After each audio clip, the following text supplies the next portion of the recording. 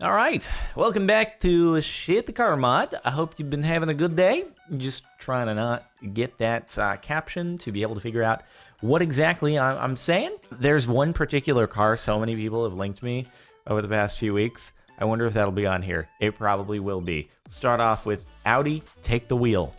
That really doesn't look safe at all. Like, what happened here? You turned an Audi into a Reliant Robin. Did you get into a collision? Did you have your tires and wheels stolen? And you were just like, you know what? I'm not going to get new ones. I'm just going to turn my car into a Reliant Robin. I really enjoyed that segment on Top Gear. It was great. I want to drive and have my car flip every time I go around a corner as well. Okay, there's no way that actually drives. I refuse to believe. It also doesn't have headlights. You would get pulled over in 2 seconds. That thing is not going anywhere. I don't know why it was done, but it's not going anywhere. It's no longer a Mustang. It's a disgusting... Good pun. Great. Well, this looks like it's actually at a SEMA or some kind of car show. So it's probably a body kit that's actually sold in order to turn your Mustang into sort of a Batmobile. And while it's not really up my alley of things that I do to my Mustang if I owned one, it's not the worst thing I've seen on this subreddit. You know, when you go to a place like SEMA or even an LA Auto Show, they have like the bottom floor that has all the aftermarket tuners and stuff. You see some out there things, but there's a market for it, obviously. There's a market for certain Mansory kits for cars that I don't necessarily agree with the look. There are some things that Mansory does that are not bad at all. But others, I'm like, I don't know about that one. I don't know about that. But anyway, at least it looks polished, right? Post some other stuff. The shittiest mod of all. Actually, though, it's literally shitty. But for the sake of practicality, I mean, does it get any better than that?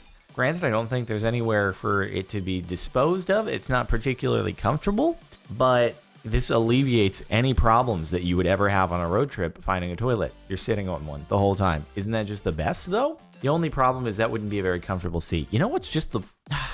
Would there be a market for custom molded toilet seats? Say you live alone, you have multiple bathrooms, so one of them completely dedicated to you. You're the only person who would use it. Sometimes it gets uncomfortable if you're on there for a long time, for whatever reason that might be. Just the default toilet seat shape, it's just, after a while, it wears on you. Imagine having something completely custom molded, because a soft, cushiony toilet seat, that's just, it's gross. It's just psychologically, I can't get over it. But a molded toilet seat? I don't know. I bet it does exist. There's some niche company out there that does it. To each their own, but I will never understand doing wheel camber. You and me both, my man. Yeah, I know that in certain cases, if you camber the front tires ever so slightly, it can actually improve handling. But it's very slight, not just tilting your wheels way the hell out there. And then it's just like the tires just get ruined. You just buy new tires all the time. And then it's like, even turning is like a weird prospect when you have whatever. When functionality meets breathtaking design. Spoiler alert. It's actually a spoiler. Click to see the spoiler. Oh, that's beautiful. It's like you took something that you would put a shelf on. You'd mount it on a wall. And you're like, you know what would be great? We could use this to support our spoiler. It's already supposed to support a shelf. But instead, we can flip them upside down and then support a couple of PVC pipes that are definitely very good for improving downforce. This probably gets 50% more downforce than without the spoiler. Actually, it might very well. It's incredible whenever I read stats on improved downforce from, say, like the regular version of a car to the track performance model, say like Ferrari 488 to 488 Pista. I was like, downforce has been improved by 100%. And it's just like a couple little arrow changes, at least that you can see from the exterior. And it's like 100% improvement. Oh my God, that's wild. And I'm saying, I'm not knocking it. I'm saying that's actually wild from an engineering perspective. That you can double downforce.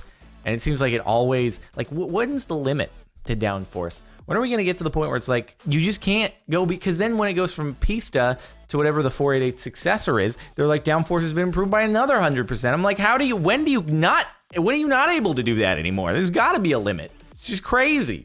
But anyway, so downforce probably was improved by 50%. Remember to feed them once a day. No, that's not a thing. That's not a thing. No, that's gotta just, you did that for, because that's like animal cruelty, all right? You can't just be like, haha, you know, it'd be funny, I have a broken light, let's just put some fish in it.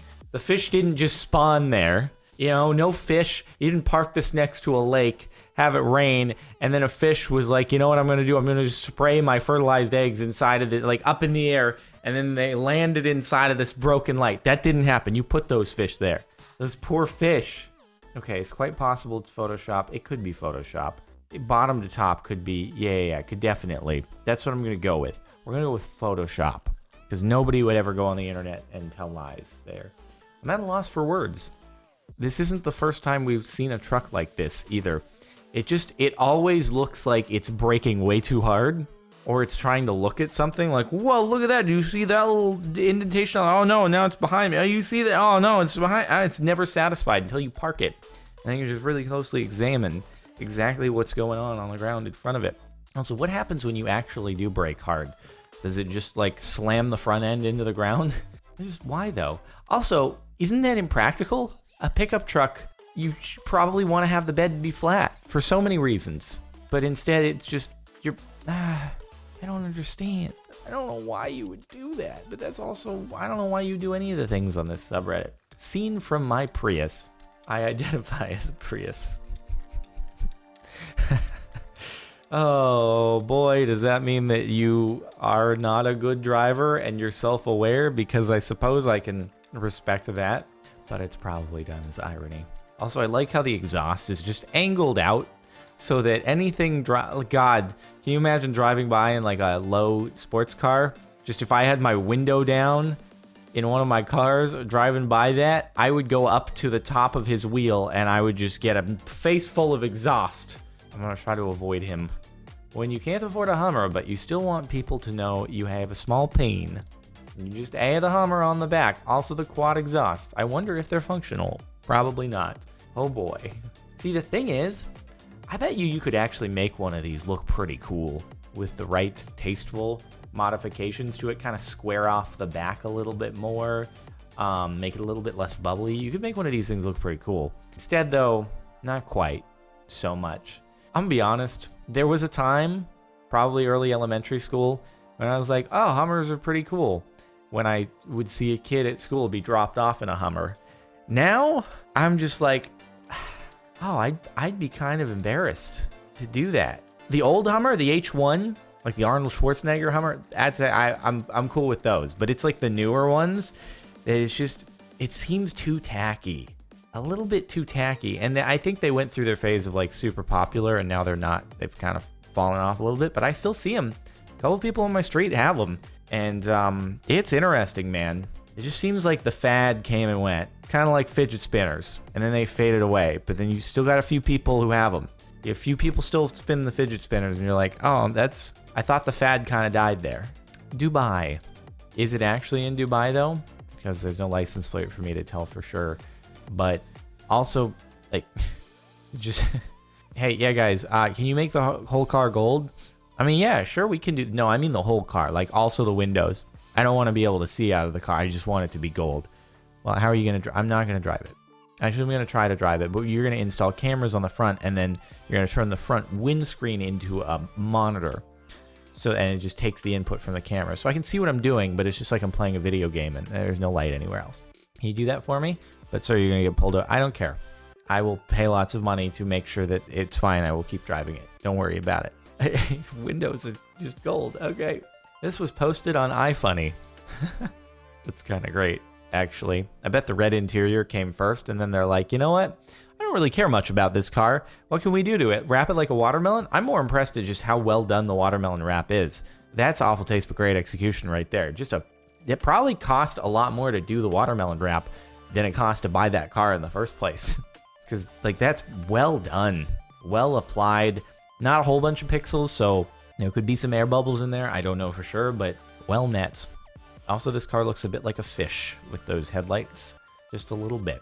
They must have hit every auto zone in a 20-mile radius. Wow. it's like what I would expect if someone were to try to make their own knockoff of like a Christian Louboutin shoe and then be like, I want to take my knockoff and apply it to my car as well. For any of you out there, like, why do you know what a Christian Louboutin shoe is? Just don't worry about it. I've heard of it, but they're the ones with the red soles, but they also have a lot of spiky stuff on them all the time. No, I don't wear high heels. I know what it is. Okay? Don't need to explain myself. It's fine. But anyway, a lot of spikes there. Jesus Christ. I guess they just want to ensure, you know what? Actually, it's a safety mechanism. You know how you put those spikes on ledges or sometimes on buildings to prevent birds from setting up nests there and then pooping on things? That's what this is. You know? Sometimes people sit on cars to take photos. I don't know how often they sit on Toyota Avalons to take photos, but this is just motivation to not have you do that. You saw this Toyota Avalon in public and you were like, man, I really want to take a photo of it and pose in front of it and sit on it. This is like, no, you're not going to do that. There are spikes on it. It's going to hurt. When in reality, what you've done is you've created the opposite effect. Now, because of the spikes, people are going to be taking photos of your car. So you just played yourself. Works. That's not really a shit the car mod. That's something that they either did it just to see, I wonder if this will work or explode, or out of necessity. I guess that's one way to do it. I wonder if they like measured the thickness of the tires on their other wheels, and they're like, yeah, this is the exact thickness of a bottle of soda. So why don't we this will be fine.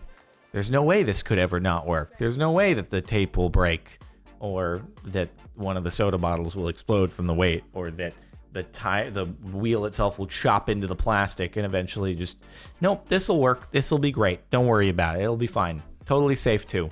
No risks at all. Looks like cartoon dynamite in the thumbnail wrapped around a wheel. Why? It's a Crayola drive shaft. That's kind of amazing. The thing is, it looks like it's red hot right now. Like that thing has actually been driving for a while. Like, is it actually, oh, it's illuminated, I think. Because there's lights all, what the hell? It's kind of incredible. But also, like, how did you illuminate? I don't know, 10 out of 10 for originality. That'd be a really cool promo truck for Crayola to have at shows and things like that. I don't know. I don't think it's bad. Good promo for Crayola. And really good free promotion if they didn't actually create that truck themselves. I don't think you can get any lower. But I mean, does it go? Does it move?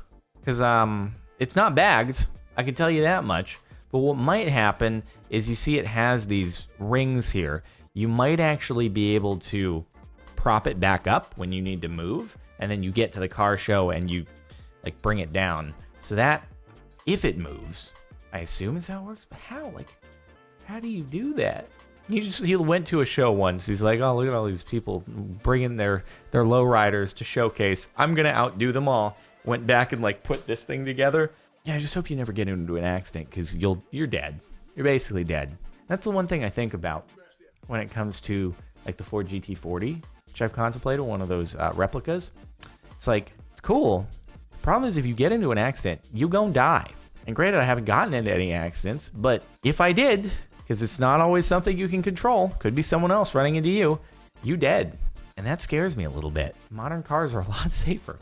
Looks semi-smart to me. Oh, here it is. This is the one everyone sent to me the last month. They're like, Jordan, have you seen this one? It's pretty shitty. Yeah, you know. Oh, it is actually though. So I've seen this one before. I had plenty of time to digest it, to reflect on it, and I don't know why. I'm hoping it was done for like a promotional stunt or something of the sort. But, you know, way to make a car that's supposed to be extremely practical and able to fit just about anywhere. Not that. Just make it so that it can't go into a lot of parking garages because it's just going to hit the top. Can't go into any residential garages. Yeah, I don't know. It's a thing. Certainly attracts a lot of photos, I'm sure. So at least that's you got that going for it. I don't know what else though. Probably kills the aero. Sure, kills the gas mileage, which is probably another reason you buy one of those things for good gas mileage. Yeah, I don't know. A Lightning McMeth. It's kind of funny though. How can we make this Miata better? Put some teeth in the front, obviously. You know what? Maybe if I get a Miata for learning to drive a manual transmission, I'll go ahead and add some teeth in the front just to carry on the spirit, because it'd be getting a car on purpose that I'm not going to care too much about. So why not add some good aesthetic teeth to the front? Be nice. I do think that this should have taken the cake for number 1 for the month, but it's fine since we already saw it. So left some surprise for number 1. Anyway, that was it for the last month of Shoot the Car Mods. I hope you've enjoyed. Make sure to like if you like. Check out the playlist in the description if you want to catch more videos. Subscribe if you're not already. And that's it. That's about it. So thanks so much for watching. I'll see you next time.